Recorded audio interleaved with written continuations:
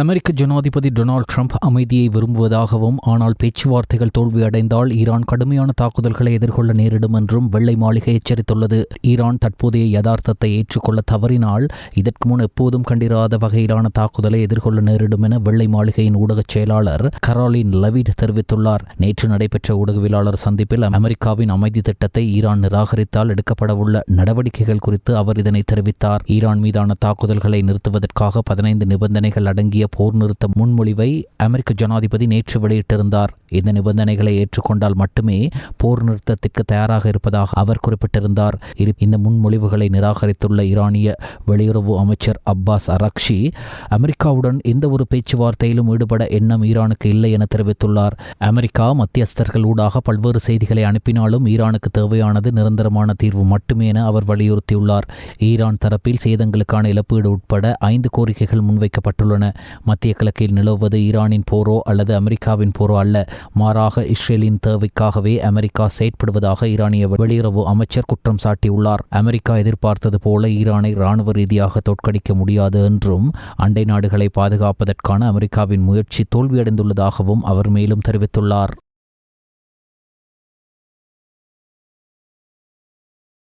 ஒர்மூஸ் நீரிணை வழியாக பயணிக்கும் கப்பல்களிடம் கட்டணம் வசூலிப்பதற்கான சட்டங்களை இயற்ற ஈரான் பாராளுமன்றம் நடவடிக்கை எடுத்து வருவதாக சர்வதேச ஊடகங்கள் தெரிவிக்கின்றன. ஈரான் பாராளுமன்றத்தில் சிவில் விவகார குழுவின் தலைவரை மேற்கோள் காட்டி வெளியாகியுள்ள செய்திகளின்படி இதற்கான சட்டமூலம் ஏற்கனவே தயாரிக்கப்பட்டுள்ளதுடன் விரைவில் சட்டத்துறையினால் அது இறுதி செய்யப்படும் என தெரிவிக்கப்பட்டுள்ளது. இந்த திட்டத்தின்படி ஒர்மூஸ் நீரிணை வழியாக செல்லும் கப்பல்களின் பாதுகாப்பை உறுதிப்படுத்துவதற்காக ஈரான் கட்டணம் வசூலிக்க வேண்டும் என்று அந்த அதிகாரி குறிப்பிட்டுள்ளார். இது ஒரு சாதாரண நடைமுறை என்றும் மேலும் தெரிவித்துள்ள அவர், ஏனைய போக்குவரத்து வழிகளைப் போலவே ஒரு நாட்டின் ஊடாக பொருட்கள் கொண்டு செல்லப்படும் போது வரி செலுத்தப்படுகிறது. ஓர்மோஸ் நீரிணையும் அத்தகைய ஒரு வழிபாதையே. அதன் பாதுகாப்பை நாங்கள் உறுதிப்படுத்துவதால் கப்பல்களும் எண்ணெய் தாங்கிகளும் அதற்கு கட்டணம் செலுத்துவது இயல்பானது என்று கூறியுள்ளார். தற்போதைய போரை முடிவுக்கு கொண்டு வருவதற்காக ஈரான் முன்வைத்துள்ள 5 நிபந்தனைகளில் ஒன்று ஓர்மோஸ் நீரிணை மீது தனது அதிகாரத்தை செலுத்துவதற்கான உரிமையை சர்வதேச சமூகம் அங்கீகரிக்க வேண்டும் என்பதாகும்.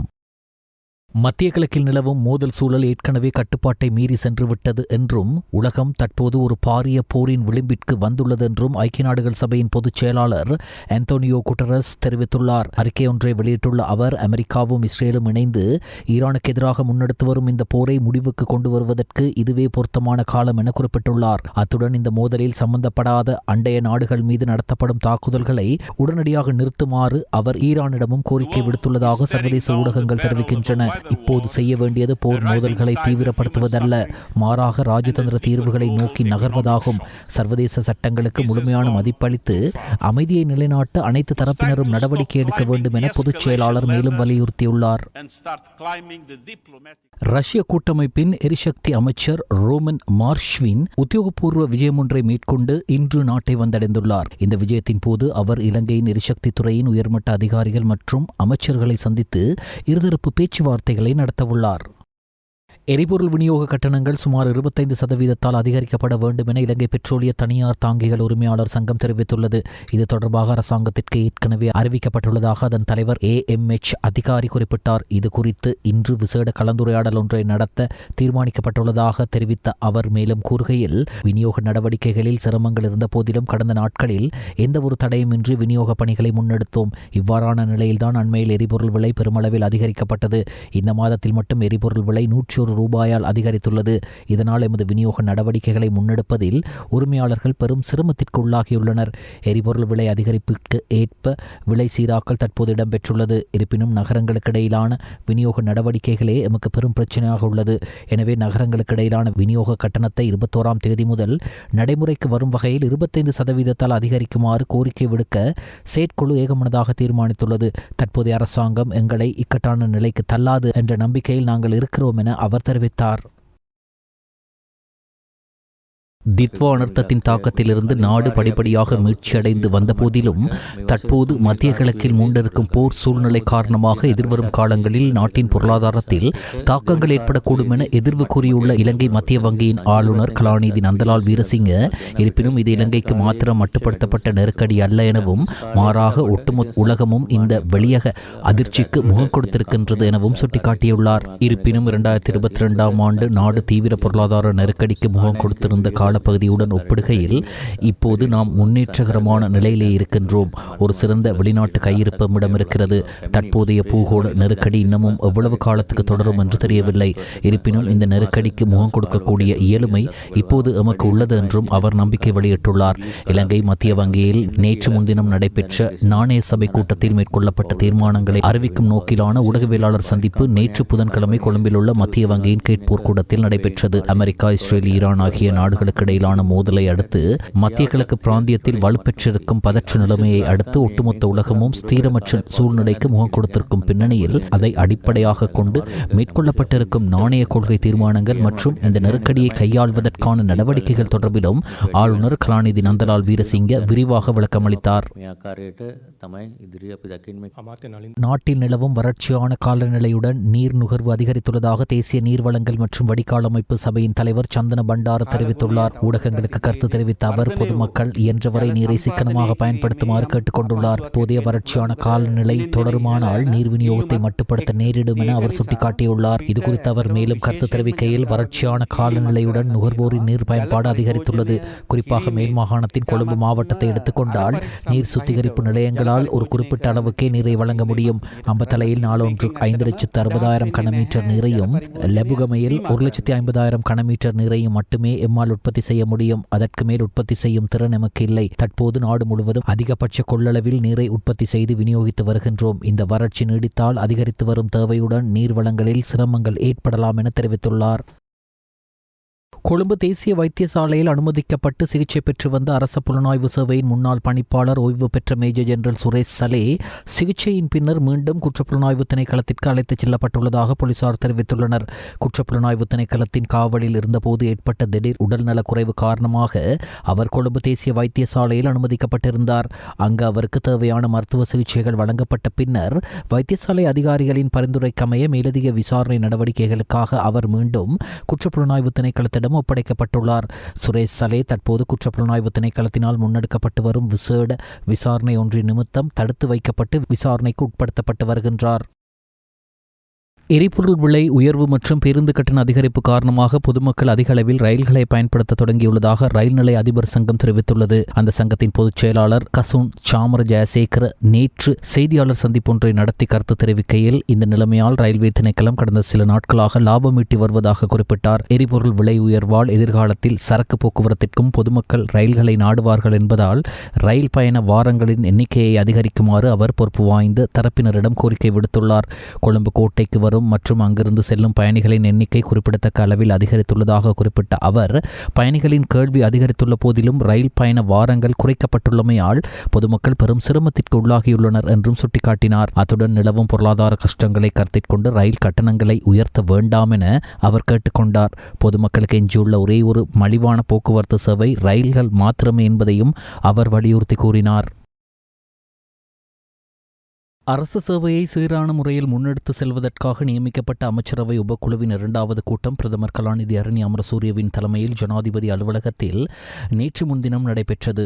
பொதுமக்களுக்கு அரசாங்கத்தின் சேவைகளை தடையின்றி வழங்குவது குறித்தும் அரச ஊழியர்கள் எதிர்கொள்ளும் பிரச்சினைகளை தவிர்ப்பதற்கு எடுக்கப்பட வேண்டிய அவசர நடவடிக்கைகள் குறித்தும் இதன் போது விரிவாக கலந்துரையாடப்பட்டது. அத்துடன் பொது நிர்வாகம், மாகாண சபைகள் மற்றும் உள்ளூராட்சி, சுகாதாரம், கல்வி, நீதி ஆகிய அமைச்சுக்களின் சேவைகளை தொடர்ச்சியாக முன்னெடுத்து செல்வது குறித்து இங்கு ஆலோசிக்கப்பட்டது. அதன்படி திட்டமிட்டபடி பரீட்சைகளை நடத்துவதற்கும் வைத்தியசாலைகளுக்கு தேவையான மருந்துகளை தடையின்றி வழங்குவதை உறுதி செய்வதற்கும் தீர்மானிக்கப்பட்டது. பயணிகள் போக்குவரத்து சேவைகள் மற்றும் புகையிரத போக்குவரத்து கட்டமைப்பில் உள்ள சவால்கள் மற்றும் எதிர்கால நடவடிக்கைகள் குறித்தும் இங்கு விரிவாக கலந்துரையாடப்பட்டதுடன் அத்தியாவசிய பொருட்களின் போக்குவரத்து தொடர்பாக எடுக்கப்பட வேண்டிய நடவடிக்கைகள் குறித்தும் கவனம் செலுத்தப்பட்டது. மேலதிகமாக வீட்டிலிருந்து பணியாற்றும் முறைமையை மேம்படுத்துவதற்கும் தற்போதுள்ள சேவைகளை விரைவுபடுத்துவதற்காக டிஜிட்டல் சேவை அமைப்புகளை அறிமுகப்படுத்துவதற்கும் தீர்மானிக்கப்பட்டது. டிஜிட்டல் பொருளாதார அமைச்சின் கீழ் இந்த நடவடிக்கைகளை கண்காணிக்கவும் இதன்போது கவனம் செலுத்தப்பட்டது. அனைத்து அமைச்சுக்கள் மற்றும் திணைக்களங்களின் தற்போதைய வலுசக்தி முகாமைத்துவ நடவடிக்கைகள் குறித்து ஆராய்ந்து தேவையான கொள்கை மாற்றங்களை மேற்கொள்ளுமாறு இதன்போது அறிவுறுத்தப்பட்டது. பராட்டே சட்டத்தின் அமுலாக்கத்தை உடனடியாக இடைநிறுத்த வேண்டும் என எதிர்க்கட்சித் தலைவர் சஜித் பிரேமதாச வலியுறுத்தியுள்ளார். நுண் சிறிய மற்றும் நடுத்தர தொழில் முயற்சியாளர்களுக்கும் எதிர்க்கட்சித் தலைவர் சஜித் பிரேமதாசவிற்கும் இடையில் கொழும்பில் நேற்று சந்திப்பு ஒன்று இடம்பெற்றது. அந்த சந்திப்பின் பின்னரே எதிர்க்கட்சித் தலைவர் இந்த விடயத்தை குறிப்பிட்டுள்ளார். வேகமாக எரிபொருட்களின் விலைகள் அதிகரித்தமையினால் நாட்டின் பொருளாதாரத்திற்கு 52% பங்களிப்பு பெற்றுத்தரும் நுண் சிறிய மற்றும் நடுத்தர தொழில் முனைவோரும் கடுமையான சிரமத்தை எதிர்நோக்கியுள்ளனர். இந்த எரிபொருள் விலையேற்றம் உற்பத்தி சூழ்ச்சிக்கும் தேவை மற்றும் விநியோக சங்கிலிக்கும் கடுமையான எதிர்மறையான பாதிப்பை ஏற்படுத்தியுள்ளது. நுண் சிறிய மற்றும் நடுத்தர தொழில் முனைவோர் 45 லட்சத்துக்கும் அதிகமானவர்களுக்கு வேலை வாய்ப்புகளையும் பல்வேறு குடும்பங்களுக்கு வாழ்வாதாரங்களையும் பெற்று தருகின்றனர். இந்த துறை சரிந்தால் நமது நாட்டின் பொருளாதார வளர்ச்சி சிதறி குடும்ப பொருளாதாரம் சரிந்து உற்பத்தி திறன் பலவீனப்படும். இந்த நிலையில் தற்போதைய அரசாங்கம் தலையிட்டு நுண் சிறிய மற்றும் நடுத்தர தொழில் முனைவோருக்கும் ஆதரவையும் பக்கபலத்தையும் பெற்றுக் கொடுக்க வேண்டும். அரசாங்கம் ட்ரில்லியன் கணக்கான பணத்தை திரட்டி திரைசேரியை நிரப்பியுள்ளதாக கூறுவதால் 2019 ஆண்டிலிருந்து இதுவரை 5 சோகமான சம்பவங்களுக்கு முகம் கொடுத்து வீழ்ச்சி கண்ட நுண் சிறிய மற்றும் நடுத்தர தொழில் முனைவோரையும் மீண்டும் தூக்கி நிறுத்த வேண்டும் என அவர் தெரிவித்தார். கொழும்பு சைரா கல்லூரியில் புனரமைக்கப்பட்ட இக்பால் கட்டிடத்தின் திறப்பு விழா கல்லூரி அதிபர் ரிஸ்வி மரிக்கரின் தலைமையில் கல்லூரி வளாகத்தில் அண்மையில் நடைபெற்றது. பிரதம அதிதியாக பழைய மாணவரும் டயமண்ட் பெஸ்ட் ஃபுட் நிறுவனத்தின் தலைவருமான ஜிஸ்தி ஃபாய்மை கல்லூரி முதன்மை பிரிவு இசைக்குழு மாணவர்கள் வரவேற்றனர். 300 மில்லியன் செலவில் கட்டப்பட்ட புதிதாக புனரமைக்கப்பட்ட இந்த 6 மாடி கட்டிடத்தில் நவீன வசதிகளுடன் கூடிய 19 வகுப்பறைகளும் கேட்போர் கூடமும் உள்ளன. இந்த கட்டிடம் 1955 ஆண்டு கட்டப்பட்டது. கூட்டத்தில் உரையாற்றிய அதிபர் ரிஸ்வி மரிக்கர் கல்லூரியின் வளர்ச்சிக்கு பிரதம அதிதி ஜிஸ்தி ஃபாய்மி ஆற்றிய தாராளமான பங்களிப்புகளுக்கு தனது பாராட்டுக்களை தெரிவித்தார். மேலும் கல்லூரியின் நீச்சல் தடாகம் மற்றும் விளையாட்டு வளாகம் கட்டுவதற்கு ஃபாமி முன்னர் அளித்த ஆதரவையும் அவர் நினைவு கூர்ந்தார். கல்லூரி ஆளுநர் சபை தலைவர் ஃபௌசல் ஹமீட் கல்வியின் முக்கியத்துவத்தை எடுத்துரைத்து நாட்டிற்கு ஒரு வலுவான கல்வி அடித்தளம் தேவை என்று கூறினார். மாணவர்களின் கல்விக்கும் நல்வாழ்வுக்கும் முன்னுரிமை அளிக்குமாறு அவர் ஆசிரியர்களிடம் வேண்டுகோள் விடுத்தார். ஆளுநர் சபை செயலாளர் நுஸ்ரி மன்சூர் ஆகியோர் கூட்டத்தில் உரையாற்றினர்.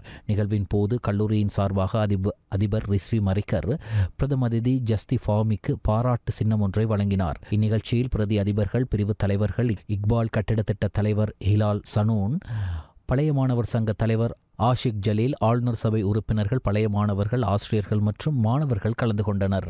சுமார் 10 கோடி ரூபாவிற்கும் அதிக சந்தை பெறுமதியுடைய குஷ் போதைப் பொருள் தொகையை நாட்டுக்கு கொண்டுவர முயன்ற 2 இலங்கை பயணிகள் விமான நிலைய வருகை முனையத்தில் வைத்து சுங்க போதைப் பொருள் கட்டுப்பாட்டு பிரிவினரால் கைது செய்யப்பட்டுள்ளனர். இன்று அதிகாலை கட்டுநாயக்க விமான நிலையத்தின் பசுமை வழி ஊடாக இந்த போதைப் பொருளை வெளியே எடுத்து செல்ல முயன்ற போது இவர்கள் பிடிபட்டுள்ளனர். அவர்கள் கொண்டு வந்த 4 பயண பொதிகளில் சூட்சுமமாக அமைக்கப்பட்டிருந்த 12 பாக்கெட்டுகளில் அடைக்கப்பட்டிருந்த 10 கிலோ 476 கிலோ எடையுடைய குஷ் போதைப் பொருள் கண்டெடுக்கப்பட்டது. இதன் மொத்த பெறுமதி 10 கோடியே 47,60,000 ரூபாய் என தெரிவிக்கப்பட்டுள்ளது.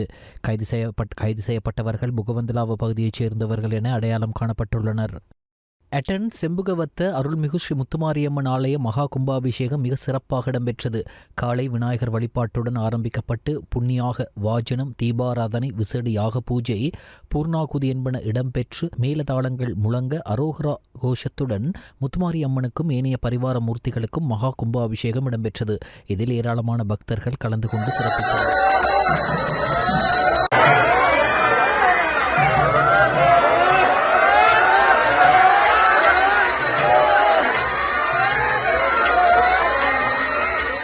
ரஷ்யாவின் பல்வேறு இடங்களை குறிவைத்து உக்ரைன் ஏவிய 400 ட்ரோன்கள் சுட்டு வீழ்த்தப்பட்டது என்று ரஷ்யா தெரிவித்துள்ளது. உக்ரைன் ரஷ்யா இடையிலான போர் தொடர்ந்து நீடித்து வரும் நிலையில் இரு நாட்டு படைகளும் மாறி மாறி தாக்குதலில் ஈடுபட்டு வருகின்றனர். ரஷ்ய ராணுவம் நேற்று முன்தினம் உக்ரைன் மீது தொடர்ச்சியாக 1000 ட்ரோன்கள் மற்றும் 34 ஏவுகணைகளை வீசியது.